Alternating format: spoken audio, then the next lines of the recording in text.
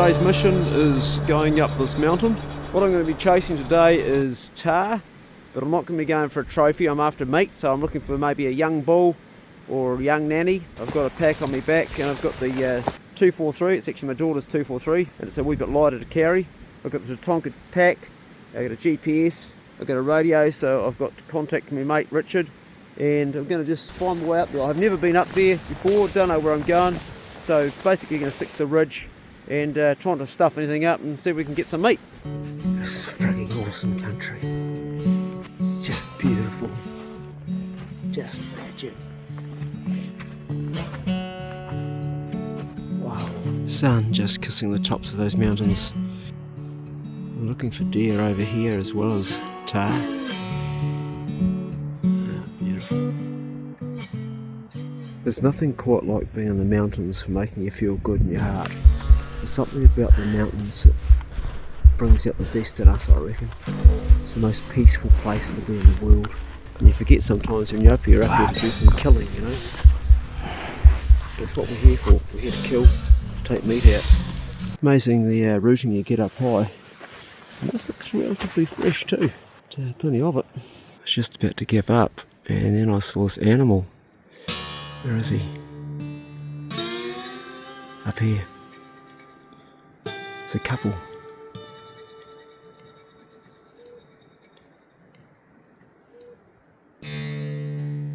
This bull has come right into sight where I'm trying to go.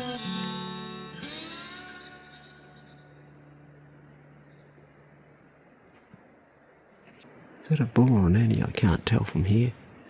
He's quite far off. He's looking around for his mates, if they're coming or not. Bit of a wander, but worth sneaking over for. Came here to shoot a nanny, but they've all gone. They've either got my wind, they've gone that side, but he's still up there by himself. Because he hasn't seen me. I'll take him, coming straight down towards me. Beautiful. It's working out good. I think it's I can't tell if it's a nanny or a young bull. Coming straight down towards me. Oh, this is perfect.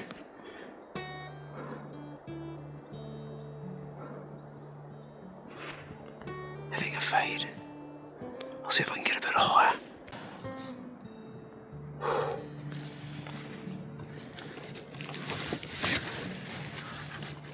Not a great place to take a shot. But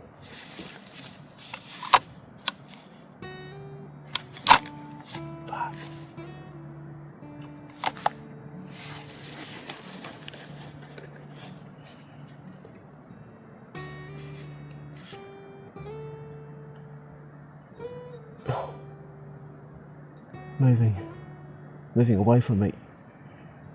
Nah. Oh, he's gone up there.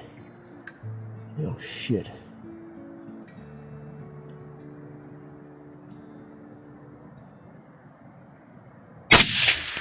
Oh, smoked it.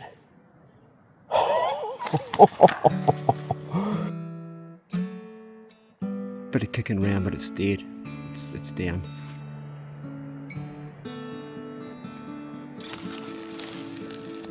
Smoking barrels, right. Gotta make a bead for where that is.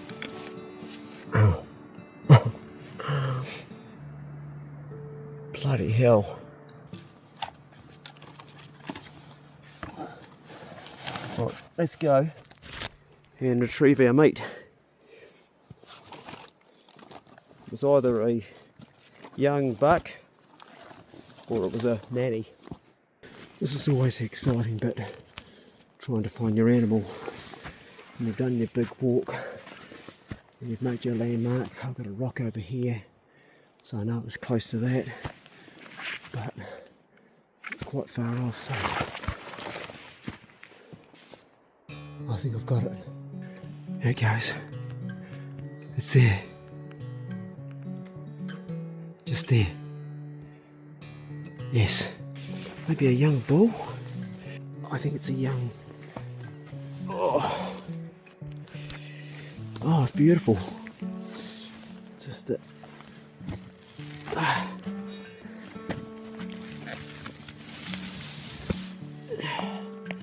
That's where I shot him. Neck shot. Boomfa. Right through there. So all the meat should be bloody good. And is it a nanny or is it a young bull? I think it's a young bull. Yeah, it is. It's pretty bloody cool.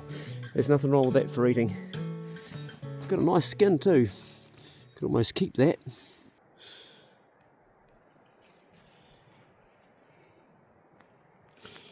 Whether I'm shooting a rabbit, a deer, in the case of this, a young bull tahr, pig.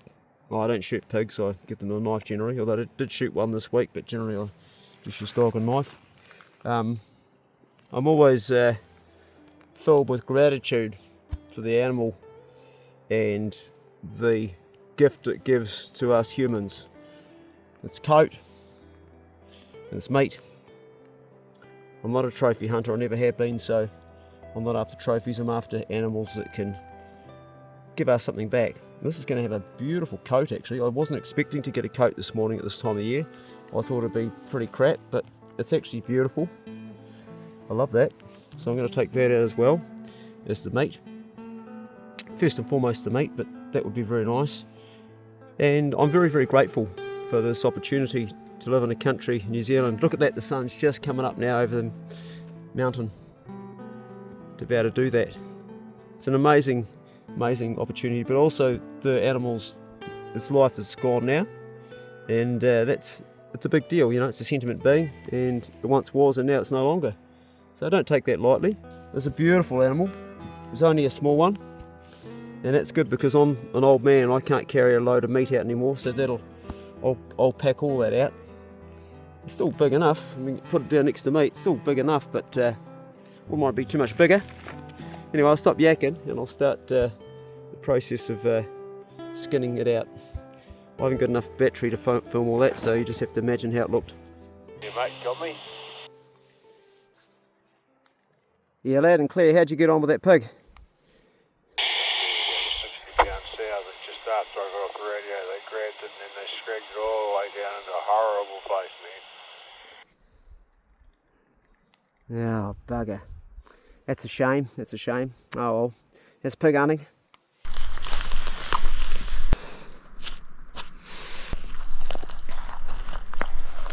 I'll punch that down inside there like this. A neck shot or a head shot's always going to be your best for retaining meat because you get the front shoulders as well as the back. That's what I like about a neck shot. Head shot's better, but if you're not confident, this one was quite far off, then you go for a neck.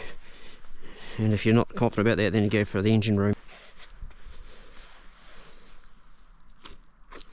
When it's a species you don't do every day, like a sheep or a bloody pig, not that I do a pig every day, but one that you don't do often, it takes a bit more getting used to where to run your knife because things are a little bit of a different place. Like for instance, that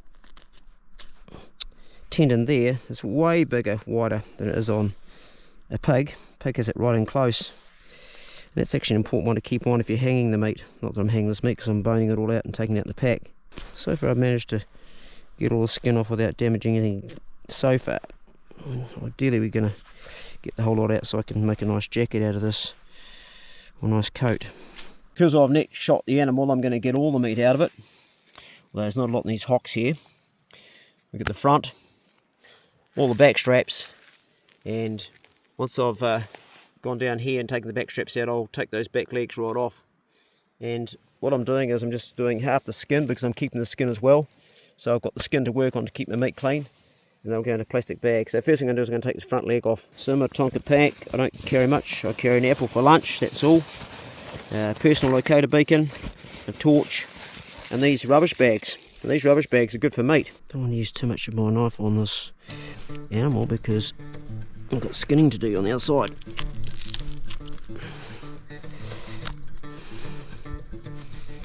So I'm just going to cut that tendon, like that, and then take this whole shoulder out, run it by the brisket like this.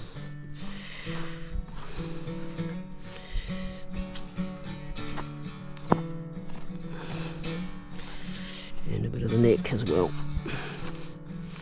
I thought that'd be worse off, that neck, because I did neck shoot it. And right at the top there. But don't get too. Oh yeah, we've got a bit of shot up meat in there. Okay, that's all right. It's pretty clean. Not bad. Very nice. And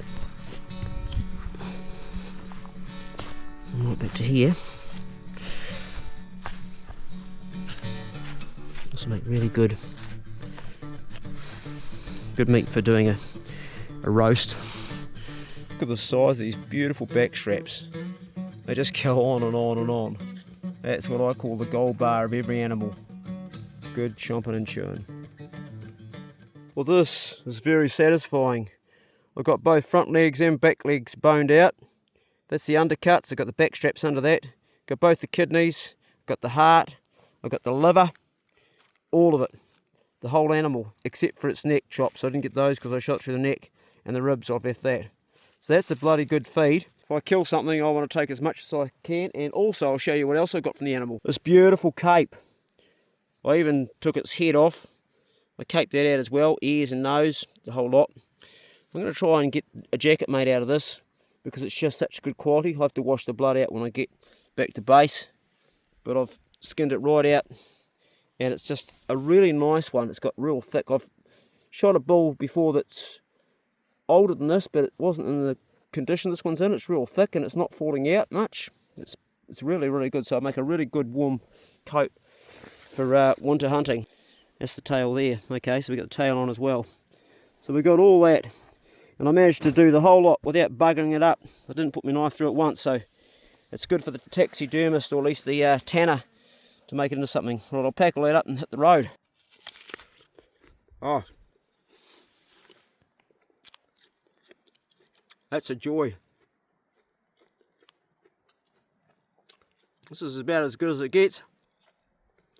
Oh, this is the bit that's a bit difficult on the old knees if you're an old bastard like me. We've got a full pack and it is heavy. All the meat, everything, and it's slippery going down here.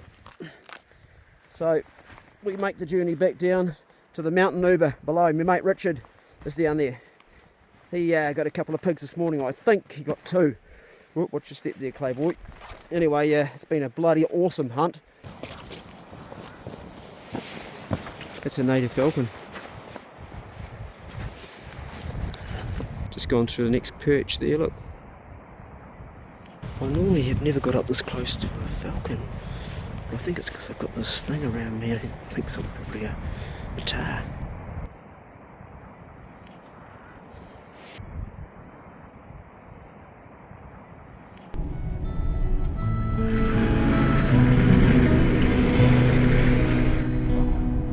Pull out of me local boozer in me Toyota Land Cruiser.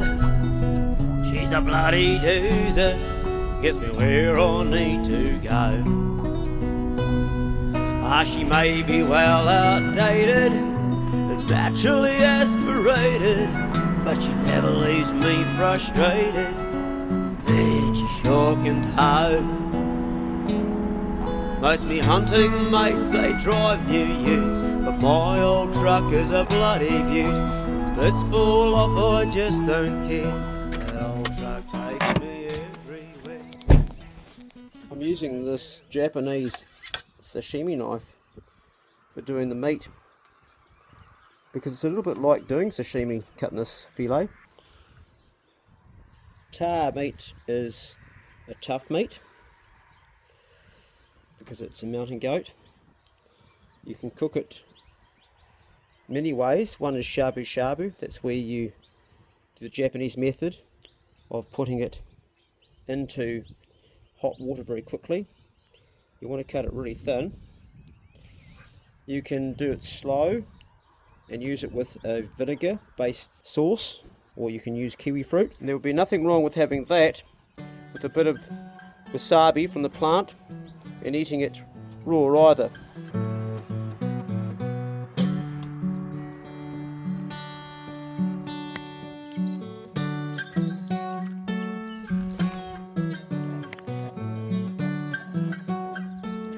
Nice tender shoots of these Tuscan kale,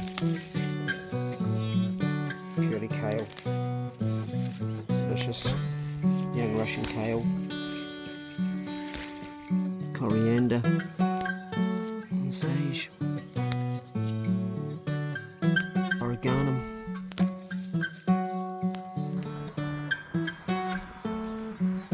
rosemary, thyme, some sage, a line of salt. New Zealand grass-fed cattle make the best butter in the world. Now Miss Judy likes to have her steaks done over. And I don't mind, so that's the way we're going to do it.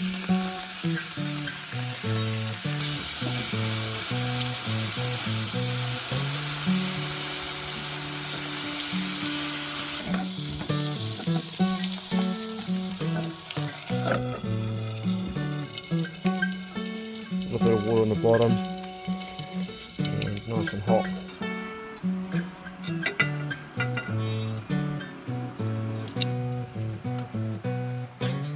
The last time I ate tar was with my mate Richard 3 years ago.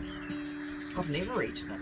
I haven't eaten any red meat in 3 years. I'm a whole plant-based eater. I've had a tiny little bit of pork occasionally, a tiny little bit of... Oh, did you try some?